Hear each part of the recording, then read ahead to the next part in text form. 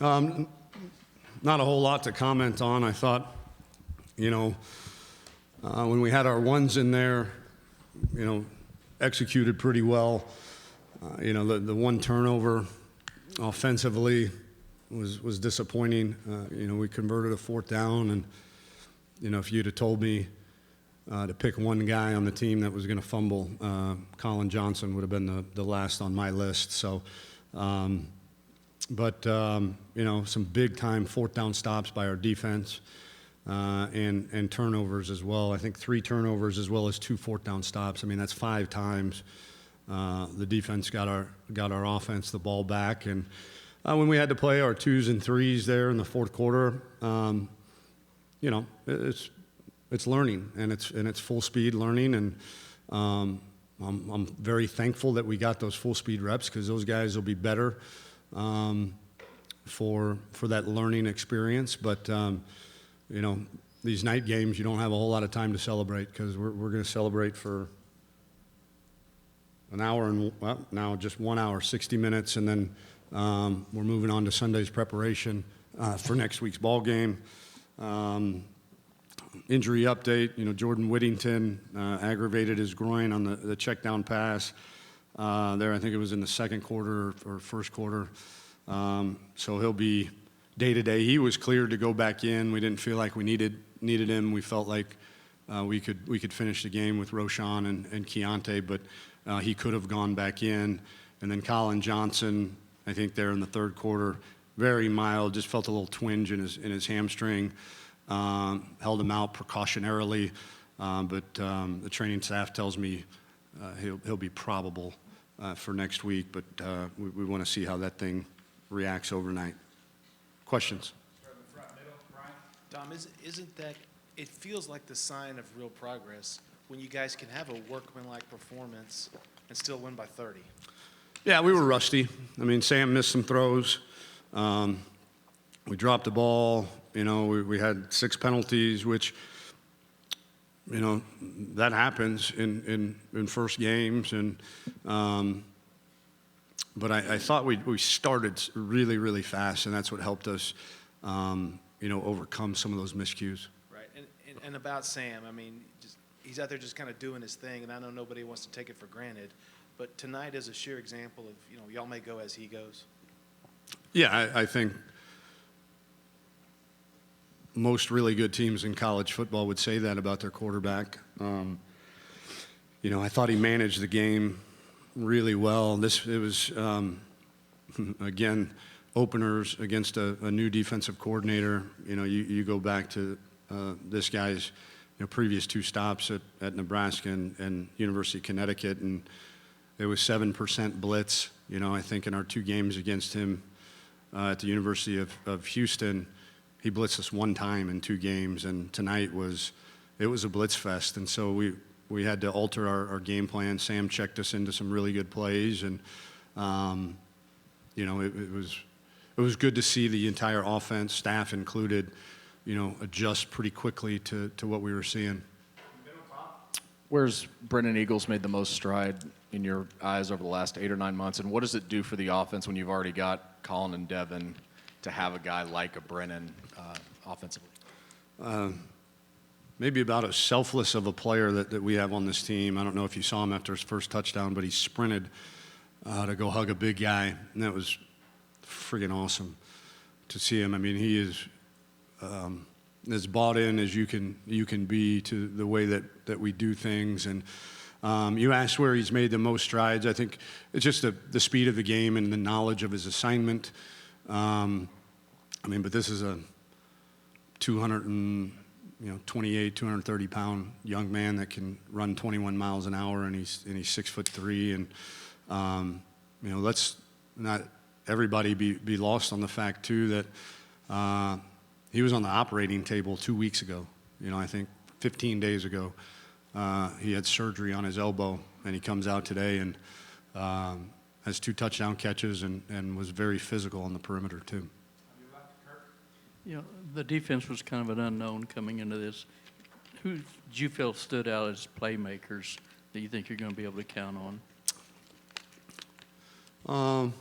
The three guys that Coach Orlando brought up in the locker room, I think all had really good games. It's Joseph Osai, Malcolm Roach, and Chris Brown.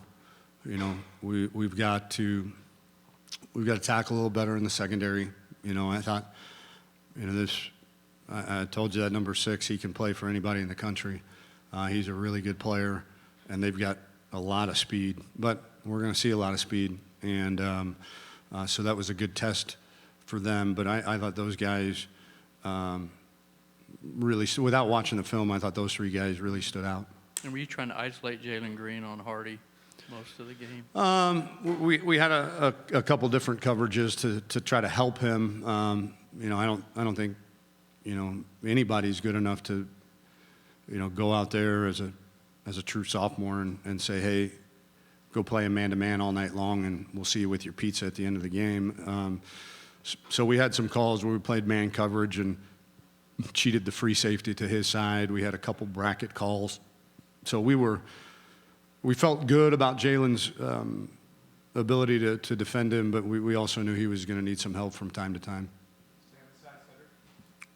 Tom, when the schedules came out, the whole college football world circled Texas LSU in week 2. How good a job did your guys do of pushing that aside and preparing for this game? Yeah, I mean, maybe it's coach speak, maybe it's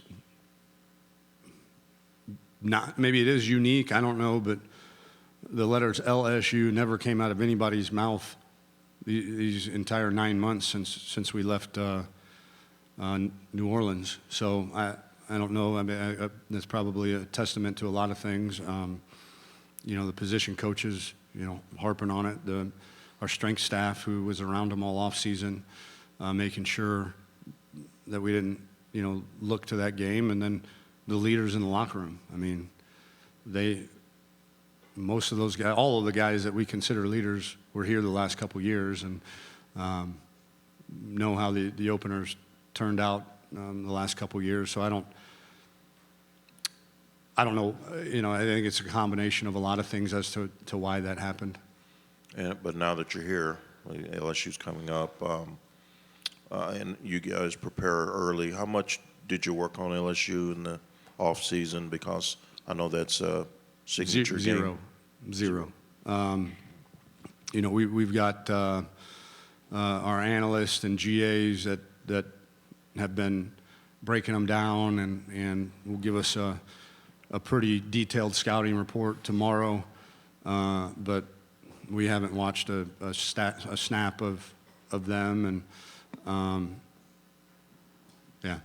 zero. Other than the analysts and GAs getting a head start on the breakdown, but they haven't presented us anything. Coach, maybe outside of USC last year, just about every game was a nail-biter that seemingly was decided in the fourth quarter. Can you speak to maybe the progress that you guys have been able to make to pull your quarterback in the fourth quarter, to play 2s and 3s, and to have a cushion that you just haven't experienced too much here? Yeah, a lot of that's a product of, what was the halftime score? 21-0? Was it 31 at halftime or 21? 24? 24-0, and then I think we took our first drive offensively in the third quarter down, and it was 31-0. And so, those are 31 points, a big lead. Now, 10, 17, that's a little different than 31. But I thought our guys responded. I told Todd and the defensive staff in the second half, call the game as if it were 0-0. I told the offensive staff the same thing. It's 0-0 and until I say otherwise. And I think, when we got up 38-0 and it felt like, okay, we could get some of our guys in. So, it's a product of coming out and starting fast more than it is, how we call or manage the game in the second half. But 38-0 is a gigantic lead in the second half, so it made that decision a little bit easier. Does it show for you signs of progress?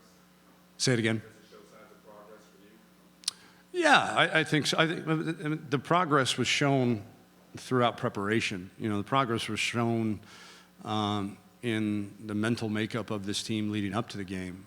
So I wasn't surprised by the way that we started.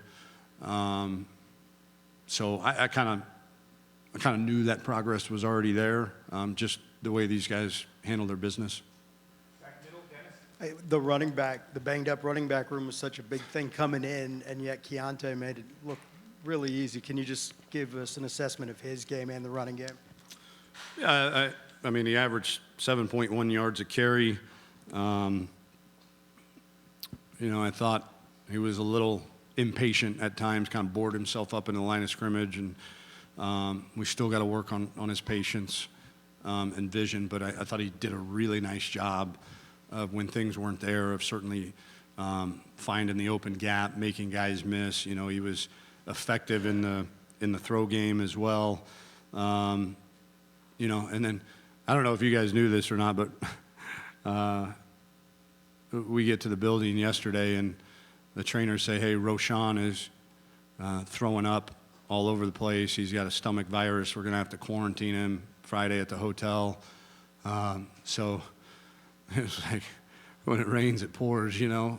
But Ro did a great job. Our training staff, our nutrition staff, pumped him full of fluids and medicine, and pretty happy it was a night game because he had all day to kind of recover from that. And but pleased with the way, you know, we got a lot to clean up. You know, there's again, when you're running into blitzes most of the time, you know, things are going to get muddy from time to time, and but I thought we handled it pretty well. Tom, can you give us an update on Caden Stearns? It looked like he limped off the field on the roughing play. And how close were you to the LSU job? I'm not going to comment on the LSU job. That was 3 years ago. This is about Texas and our players. But, yeah, the trainers didn't tell me anything about Caden, so I'm assuming he probably, you know, felt his ankle a little bit, but they would have told me had it been anything more significant. Tom, this may qualify as just outside noise, but in the fourth quarter, ESPN announced College GameDay is headed to Austin. First time since 2009 when Texas played Texas Tech, Leach versus Mac Brown. Just wondering from your standpoint, what does that kind of spotlight mean for a program, having GameDay come down for a game like that? Well, we got to play well. But the atmosphere leading up, I think, is great for recruiting. You know, we did have GameDay, I think, at one of our games last year, but again, we don't play a traditional rival at home. So when we do play our rival, oftentimes, you know, when GameDay shows up, it's at a neutral site, which is great. The state fair is awesome. All that stuff is great. But this will be a big recruiting weekend for us. A lot of unofficial visitors that'll get to experience big-time college football with GameDay here. And yeah, I think, for the first time since 2009 that it's actually been in Austin. So it's big for recruiting, big for kind of the exposure of our program, provided we play well. Coach, for a guy who talks about 1-0, 1-0 every game, every rep, how good does it feel to be 1-0? And second of all, what did you see with Duvernay that you game plan for him so early that got him so involved so early in the game? Yeah, you know, we were 1-0 10 times last year. Or last year's team was 1-0 10 times last year. So, you know, it's a bit irrelevant, you know, when those came, but I think just the preparation of our guys was really, really impressive, and the way they handled their business and the energy and confidence that they played with. And then Duve, you know, we knew that they were, you know, they were going to try to load the box to stop the run, and, you know, we were going to flip the bubble out to him quite a bit. We got to clean up our perimeter blocking. You know, I thought he got jammed up from time to time, but A big-time kickoff return. What did he have? 9 catches.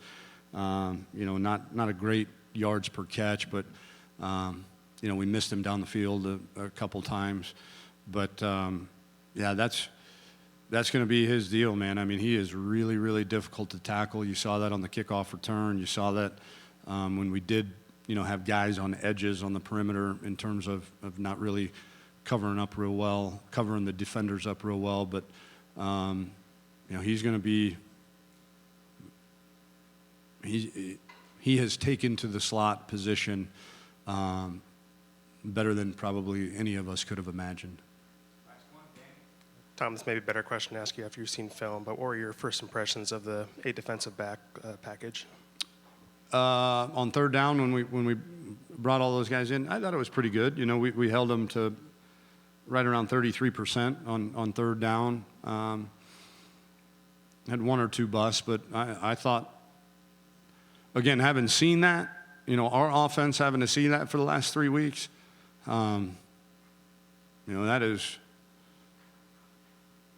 that's complicated in terms of setting your protection, and there's just so much speed out there. We've got to do a better job, I think, just initial impressions, though, when they do complete it short of the sticks, we got to do a better job tackling them. Cowboy. Thank you.